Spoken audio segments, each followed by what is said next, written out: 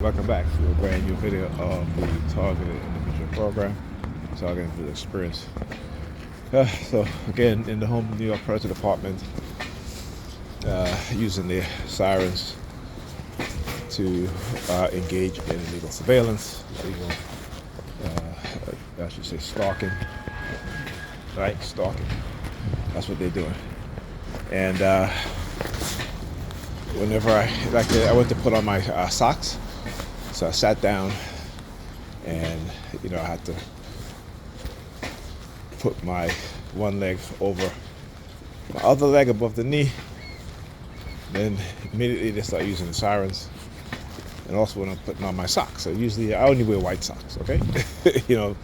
Particularly as everyday socks. White socks, or I have white socks with, it has the white and gray. So it has the gray tip, and at the heel part of the socks is gray.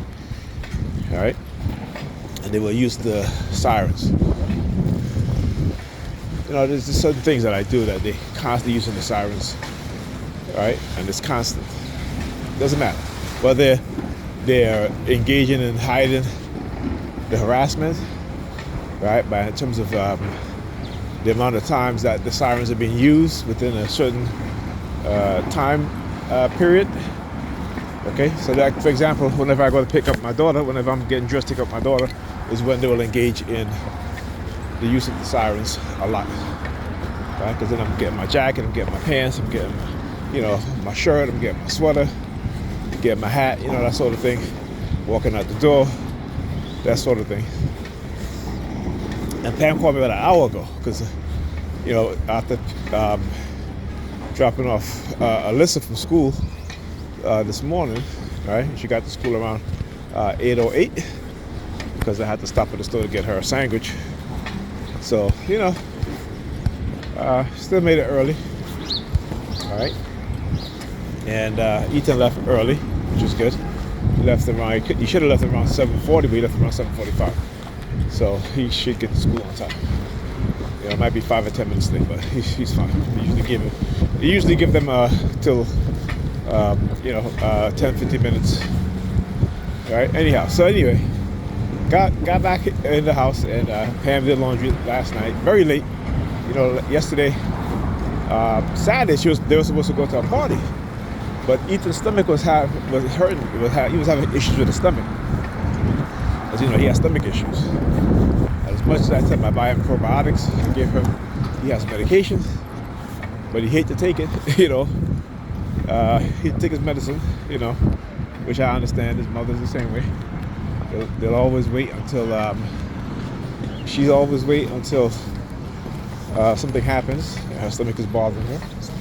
It's harder for her to say, okay, well, I need to take my medicine, And I try to tell her, listen, again, you are reactionary instead of being preventative.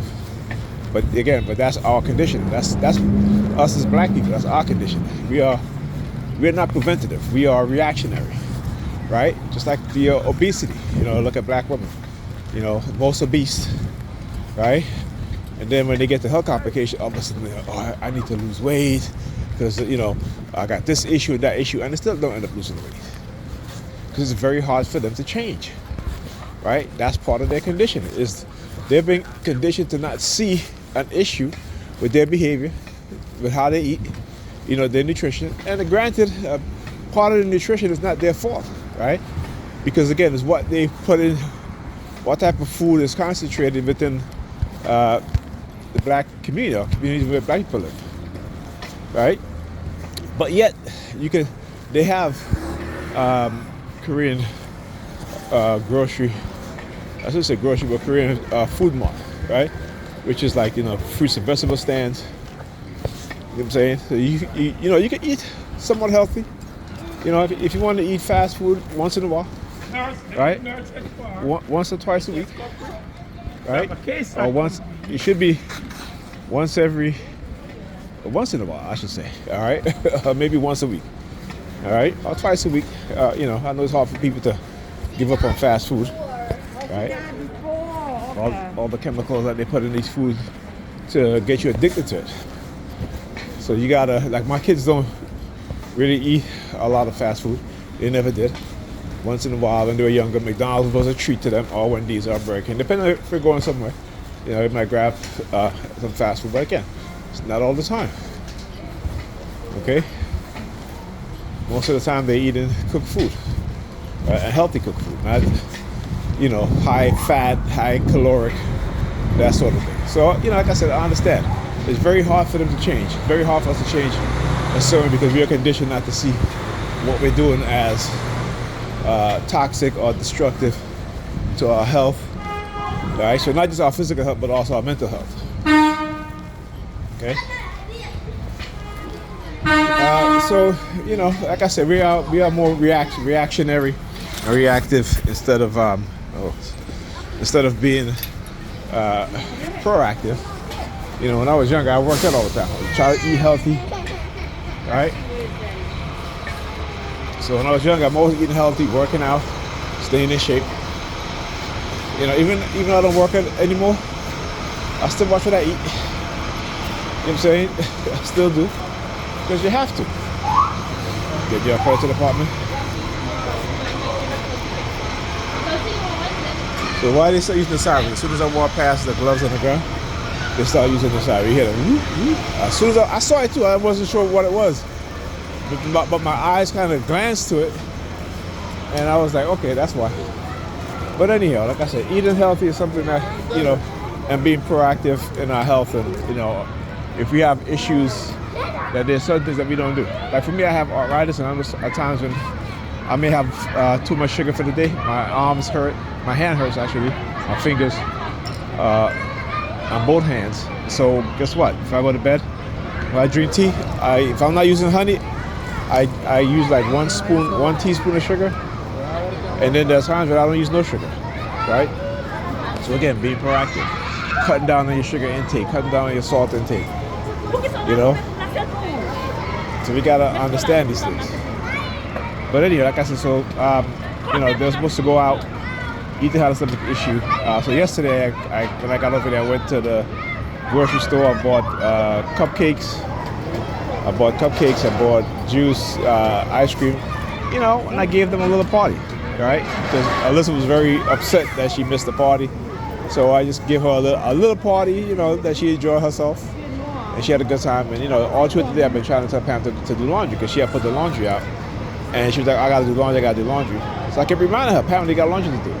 So guess what? But she ended up doing the laundry late, as usual. If she's not doing the kids' hair late on a Sunday, it's the laundry. So she didn't finish doing laundry until after 2 o'clock in the morning. And this morning, you're ridiculous. This morning I got up and she's like, oh, can you go get the laundry downstairs? I'm like, huh? I've just finished making breakfast for the kids.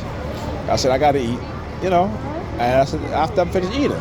But she went and got it anyway. I'm like, whatever. And then they had the nerve to come and tell me, oh, you could have did laundry. I said, no. I said, because when I asked you, you just tell me, no, you got it. You do it, right?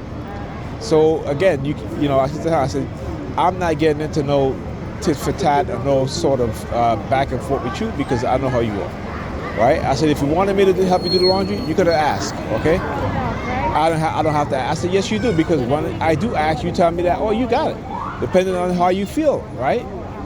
So I said, when you follow your feelings all the time, your feelings are going to lead you astray, right? And that's the problem, that a lot of women, because they're so religious and believe in religion, and so emotional when it comes to certain things, that they think that we as black men should be able to read their feelings, to read their mind. We're not mind readers.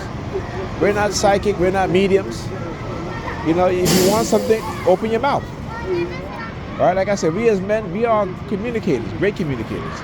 It's the women are the ones who don't listen, or they want to hear what they want to hear despite what we are telling them, right?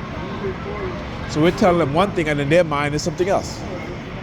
Okay, so again, it's a delusional mindset. It's the shit that they do, and the shit that they don't do that's ruining not also their mental health and their physical health and their sexual health, right? But they're ruining the relationship between them and the men in their group based off of their feelings, right? I keep telling them, I said, you have to raise your level of consciousness. Stop operating on your feelings.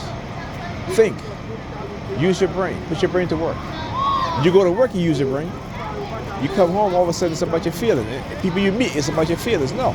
Not if you, I keep telling her, say, you keep following your feelings and you're going to see what happens. It's going to lead you down the wrong path. And she's like, no, it isn't. I'm like, yes, it does. She's like, no, I said, yes, it does. Yes, it does. I said, I look at your behavior, I look at how you are over the past couple of years. And yeah, your feeling has led you down the path that's, destructive, but you don't want to see it. You don't want to admit it. And yeah, talk to you guys later.